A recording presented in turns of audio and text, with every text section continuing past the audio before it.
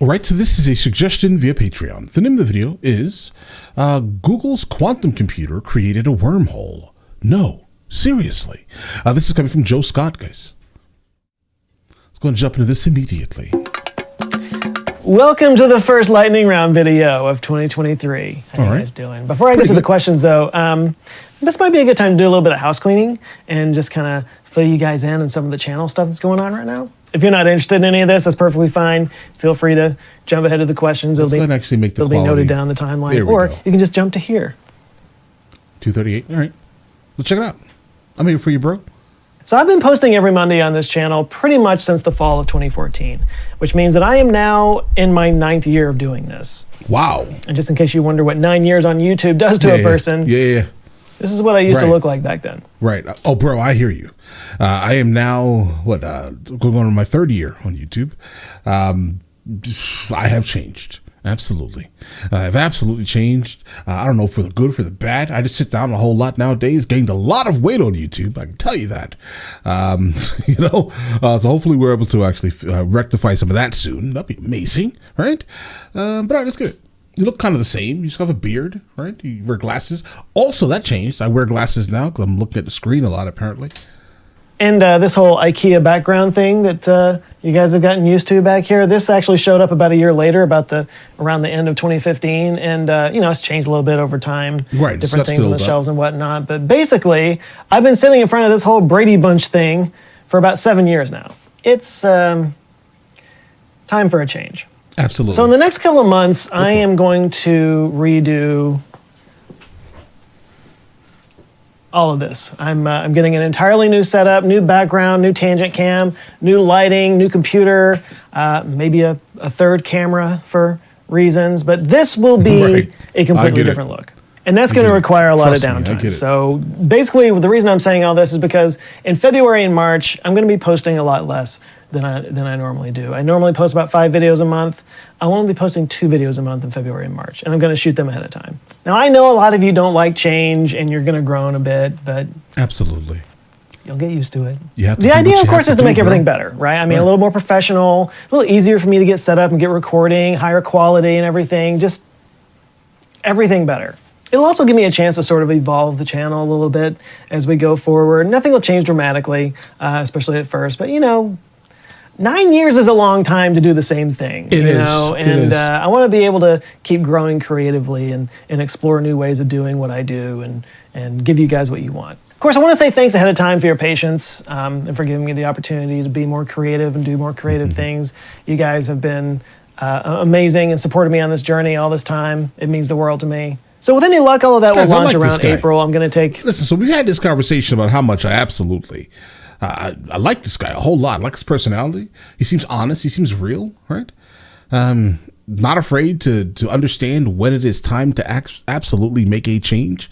Guys, I changed my whole set. I've changed everything so many times. I understand.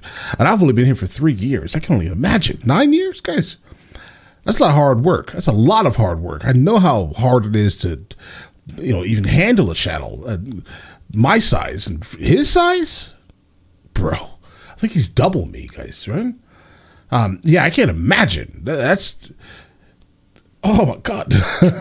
February and March to kind of do all the work. I still got a few videos I need to record to get, caught up so that I can do that. But that's the plan. That's what's going on right now. I'm excited about it, and I hope you guys are too. And with all of that out of the way, let's get to the lightning round questions. Let's do it. John Regal asked back in December, what are your favorite holiday traditions? Do you guys celebrate an Usmas weekend? Is that the one where the baby Us was born in the manger? Do you celebrate a Friendsgiving? No, friendship is its own reward. Look forward to picking up a tree? Okay, I actually have some thoughts on that, because that 24-hour rerun circuit of It's a Wonderful Life or Christmas Vacation. What? Okay, so I do have 3 movies that I watch every year, and that's Christmas Vacation, A Christmas Story, and Scrooge. I'm gonna be honest, guys. I just recently saw Christmas Vacation, over on the movie channel, right? I've seen A Christmas Story and I've never seen Scrooged, but based off of these top 2 movies right here, I understand that you probably had an absolutely amazing upbringing, sir. Because I only wish that I grew up watching Christmas Vacation. It's an absolutely amazing movie. I laughed throughout, and if you haven't seen it, please go watch that. Scrooged, I should check it out. I definitely do like Bill Murray as an actor, so it probably would turn out pretty interestingly. Scrooge is my least favorite. And I may be falling out of favor. Okay, it's basically just Bill Murray screaming every line in the movie. Oh, have you ever noticed that? Anyway, back to the tree thing, because I do have some thoughts on that. I actually did a TikTok about this, and yes, I do have a TikTok account. Go follow me if that's your thing. If it's not your thing, well, by all means, please, we all want to hear about it in the comments. But here's what I said. This is a fake tree. Oh, my God. And I'm kind of... We need to shake hands. Listen, exactly, bro. That's but here's what I said. This such is an a fake amazing tree. human, bro. And I'm kind of fine with that. Like, he just and gets basically, I went on to talk about how when I was growing up, we had fake trees. Like, I've never had a real tree in my whole life, seriously. And whenever I say that, people always act like, how can you even say you're celebrating Christmas if you don't have a real tree? How can you look yourself in the mirror? That's an abomination against God. Wow. Basically, people act like it's not a real tradition. It's like a fake Christmas if you use a fake tree. But my reaction to that is it's exactly the opposite, because when I was growing up, you know, that was part of our Christmas tradition, was getting out the tree and putting it together and then hanging all the stuff on it. That was like part of the whole tradition. And I always felt like it was weird and maybe even anti-tradition to go out and get a new tree each year. Like, because we had a tree, we had our family tree that we brought out every year. That was our tree. Right. And that was like... It's not a random tree. A treasured tradition for me when I was a kid. And the idea of going out and getting a different tree every year, I don't know, it just seems weird to me. It seems wasteful. I mean, what's funny is that I definitely grew up with a real tree, consistently in the house. Later on in life, ended up moving to like a fake tree, right? But it just had everything to do with the fact that they were messy. Like, as soon as they dried out, they would start to like just wilt all over the floor, and that right there was enough for that not to be acceptable in my household. Absolutely, right? But I understand, absolutely. Listen, you're doing something every single year, regardless of if it is a real tree or a fake tree. Who cares, bro? This is your family tradition. Not to mention the sustainability issues. You're going out and buying a dead tree and chopping it up, and anyway. But the main point of that is just that, traditions are what you make of them. If it's a real tree, if it's a fake tree, I can totally see that if the tradition each year is going out to a Christmas lot and haggling for a tree or whatever, that's part of it. I get that. It's just we're cutting down your the own other tree. thing can be just as valid of a tradition too. It Absolutely, is what it is. It's valid. Cole Parker asked, if the SLS Block 1B requires a new $2 billion mega rolling launch pad and the Orion vehicle is the only crew-rated moon vehicle available, has anyone thought to put an Orion inside a Starship-sized fairing and launch it on the Starship booster? What kind of engineering and NASA approvals would that require? Does the whole rocket need to be crew-rated or just the capsule and abort tower? So, from what I was able to find, it looks like in order to crew-rate a vehicle, it has to have a failure rate of less than 1 in 500. And from what I can tell, that applies to both the crew vehicle and the booster that takes it to orbit. Like, for example, SpaceX had to get both the Crew Dragon and the Falcon 9 crew-rated for the commercial crew program. Right, and ULA had to make modifications to their Delta IV and Atlas V rockets for Starliner. The Vulcan Centaur, same thing, it had to be crew-rated as well. So yeah, to my understanding, to answer your question about just putting Orion on a Starship-sized fairing and launching it on the Starship, or the Super Heavy anyway, it looks like they would need to crew-rate the Super Heavy. And that's gonna take some time. Right. But obviously the goal for the Starship is to be crew-rated, so I'm sure that they're working on that. But here's the crazy bit. You wouldn't need a Starship-sized fairing for Orion. You could just put it on a Starship. Orion's diameter is 16.5 feet or 5.03 meters. Starship's diameter is 29.5 feet or 9 meters in diameter. Plenty of room for Orion and the European service module, and maybe even some other large payload, like your mom's casserole, because she's a lovely lady and deserves your respect. So yeah, if we absolutely had to for budgetary reasons, we could launch Orion uncrewed on a Starship, and then launch the crew on a crew-rated Dragon, dock and transport them into the Orion in orbit, and then just, go to the moon from there. Guys, I cannot wait till, have you guys seen the Delta one, guys? I was at NASA 2-3 months ago? No, last month? I think it was last month, right? Cape Canaveral. And I got to literally look at the Delta ones, made by Delta. I was blown away by these spacesuits, guys, and also the habitat itself. Wild, guys. If you guys have not had a chance to go see the NASA in Cape Canaveral, it is a mandatory thing, bros. It is absolutely, specifically if you are an absolute nerd, right? Please go do that. Once in your lifetime, experience that. Watch out for the alligators, because I didn't know that they were so close to the parking lot. That's scary. All right, but either way. All of that would be less expensive than an SLS launch. Only thing is you would still need the boost for translunar injection, which right now requires the interim cryogenic propulsion stage, which I don't think would actually fit on the Starship, so you might need a third launch to provide that. Or, I guess you could just use the Starship and boost it out from there, but then it would need to be crew rated. There's some kinks to work out in this plan. But the point is, when it comes down to it, guys, getting the Starship... Everything has to be crew rated, regardless of if a human is going to even be on it for some odd reason. Operational and crew rated, even just the super heavy booster would be a game changer. So as of right now, as I'm recording this, the Starship is fully stacked on the orbital launch pad with ship 24 and booster 7. 24/7, that's interesting. Anyway, these are supposed to be the ones that do the first orbital flight. Hopefully we'll see that in the next couple of months. We'll see.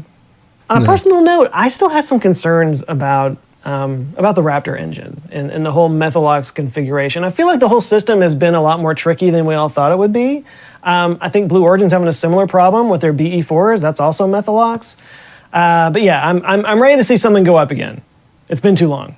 So if you have any genius ideas about how we... Guys, you can actually go and visit some of these launches, guys. Just make sure that you kind of plan ahead, obviously. If you're going to go to like Cape Canaveral, actually see the launch, I would honestly suggest you not doing that unless you want to just feel the just immense heat from that. If that's your thing, do your thing, right? But you can go to many of the parks that are surrounding, and you can actually find like groups on Facebook regarding any of these launches, or just like SpaceX launch, NASA launch groups on Facebook. And you can find parks that are surrounding the area, and you can just go there for free instead of paying $200-300 for the on-ground ticket. Unless you're a photographer like me that just wants to go there and photograph it, do that, right? But if you're not, then we can incorporate Orion. Go get that once in a lifetime shot with your crazy 14 millimeter lens going through some of these NASA buildings, or bring like your 200 to 600 lens, or 600 millimeter, 800 millimeter lens to photograph this absolute stunning thing that's going into space, guys. I don't know, do your thing. In the Starship design, chime in the comments. That should be fun. Claudio Souza asked, what do people think about this? Are we approaching the unified theory before anybody could predict? Claudio linked to an article from Quantum Magazine, which has a video in it. I'll link it here, but it's worth watching, so go check it out. I will. This might need to be a video all its own, though, because this is bananas. You just had to do it, didn't you, Nick? So ironically, this kind of actually piggybacks off of last week's I feel like I just got a rickroll video that I was talking about quantum entanglement. So if you haven't seen that one, there's some context there. So go check it out. Okay, if you did see that one, you might remember how back in 19... This guy is like secretly in my mind consistently. This is the third video now we've encountered from him, and he just consistently just brings me back to like not understanding why I don't watch him more than I do, guys. That's crazy. All right. He made a video on quantum entanglement. Who makes videos on quantum entanglement? The next thing I'm going to hear is he made a video on temporal time displacement. I was waiting for a response from you guys. But either way, let's get it. 1935, Einstein published a paper along with Boris Podolsky and Nathan Rosen that was about quantum entanglement and spooky action at a distance. It came to be known as the EPR paradox. And this sort of illustrated the difference between the quantum world that's defined by probabilities and the relativistic world that's defined by gravity. And really ever since then, physicists have been trying to find a common link between those two types of physics, or quantum gravity, as it's come to be called. Well, it turns out that very same year, Einstein also published a paper with Rosen about black holes.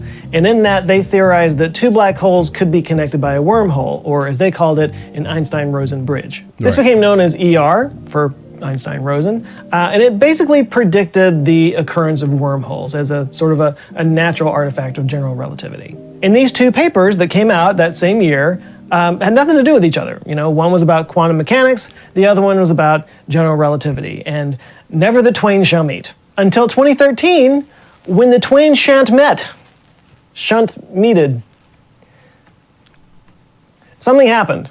Okay. Two physicists, Leonard Susskind and Juan Malvicina of warp drive Let's fame, go. They published a paper that became known as the ER equals EPR conjecture, which suggested that those two papers from 1935 that had nothing to do with each other we're actually describing the same thing. Basically, the wormhole connection described in ER and the entanglement connection described in EPR were two manifestations of the same phenomenon. With me still? Let's go. We're here, let's go. Long story short, a team of scientists started exploring how to test this using a field of study known as holographic duality, which I would explain to you if I understood it. I don't. I was honestly waiting for an explanation, bro. Because who kind of cracked the code on this was a guy named Daniel Jafaris. And he theorized that you could take a quantum computer, because it's one of the best controlled environments with entangled bits anyway, and you could create a wormhole in that quantum computer and then blast the wormhole with negative energy. And this negative energy would hold the wormhole open long enough to pass a qubit through the wormhole, thus proving ER equals EPR. The team was made up of Daniel Jafaris, Alexander Slokapa, Maria Spirapoulou, and Joseph Liken. And they brought the proposal to Google to use their Sycamore quantum computer, which is pretty much the most powerful quantum computer in the world. It took a couple of years to get all the experimental protocols down just right, but in January of 2022, just about a year ago, they performed this experiment. And yeah. Why didn't I read about this? It worked. They created a tiny wormhole and sent information through it. Now, of course, there's a lot of details that I'm leaving out here. A lot of effort had to go into... Bro, no. Right, but in January of 2022, just about a year ago, they performed this experiment. And yeah, it worked. They created a tiny wormhole and sent information through it. Now, of course, there's a lot of details that I'm leaving out here. A lot of effort had to go into kind of shrinking down the number of entangled particles that would be needed to create the wormhole. They started with over 200 and got it down to 7. Lots of math there. But this not only provides experimental proof of a fundamental scientific concept, it kind of opens up a whole new use for quantum computers. And as quantum computers get bigger and more powerful. I mean, the fact that even worked and and it's actually tangible to the point where they were oh guys, my mind is going crazy right now. The fact that even worked is mind blowing to me. And the fact that it's real is another thing. I just researched it here very briefly, right? And I can't wait to dig into more of this information. Secondly, the fact that they could actually do it, and again, tells me that we have a lot more coming to us within the next decade, guys. Decade, 2 decades, we're about to break a whole lot of things we thought could not be done, guys. Powerful, as more physicists start to kind of expand on this experiment and think of new boundaries to push. Right. This could lead to some crazy new understandings of physics. Yeah, maybe next they'll pass an atom through a wormhole, and then multiple atoms, and then molecules. I don't know if we should be doing that, though. I mean, it has to be done, obviously. I just don't know if we should, very specifically be doing that. Maybe someday your great-great-grandchildren. And even bigger, maybe we'll finally have an understanding of how gravity works at a quantum level. That's super exciting. But yeah, go check out that article in the description to learn more. I'm already here, bro. It's a lot of it's way over my head, but I don't know, it's really interesting stuff. Brian Beswick asked, "Yay science!" And then he linked to an article about a splashless urinal. But I need these to be in the form of a question, so let me help you out. Let me make this into a question for you. Okay. Brian Beswick asked, "Joe, I have an extreme case of Pyrenees disease, and it causes my urine to splash whenever I use a urinal. Like it splashes all over me. I literally leave the bathroom soaked head to toe in pee. Is there a way to make a splashless urinal?" Oh, Brian. I'm sorry to hear that. That sounds terrible. Listen, it does, bro. I'm not gonna It's so brave of you to come forward with that, especially in a public place where, literally hundreds of thousands of people will know about it. But yeah. Well, thank you for your question. Right. And may God have mercy on your soul. Absolutely. Thank you for the information, sir. Absolutely. Well, luckily for you and for all of us, some scientists have created what they believe to be a completely splashless urinal. Okay. As you already know, because you sent me the link. It was presented back in November at the 75th Annual American Physical Society's Division of Fluid Dynamics meeting in Indianapolis in a session titled Drops, Impact, Bouncing, Wetting, and Spreading 4, which is the sequel that answered all the questions left over from Drops, Impact, Bouncing, Wetting, and Spreading 1 through 3. Available on Pornhub. Presented by Kavishan Aitharaja and his team at the University of Waterloo. Waterloo. Yeah, we're here. Water. Right. That was a good one. You ever get the feeling the universe is pranking you? According to their abstract, quote, "We found that when a liquid jet or droplet train impacts a rigid surface below a certain..." I just don't know why you would base a dissertation on this very specific topic. I don't know. Maybe because many people have not ever thought too deeply about this. I just don't know the reason why. Yeah, you would... You'd write a paper on this. I love the fact that you did something, right? I love the fact that you did something, specifically at Waterloo, of all places, right? I respect it, but I just don't know why it matters, right? Obviously, innovation in like some of the, like even the most niche environments are needed. I'm sure we can all agree on that, right? But I can't grasp it, unfortunately. Why would someone do this? In critical impinging angle, almost no splatter is generated. Like so seriously. Thus, a surface designed to always intersect the urine stream equal or smaller to the critical angle prevents splashback. And their design looks like this. It's the second one from the right. The one with all the angles and stuff. Right. They say this was inspired by a Nautilus shells, which, looks like Fibonacci. I don't see it.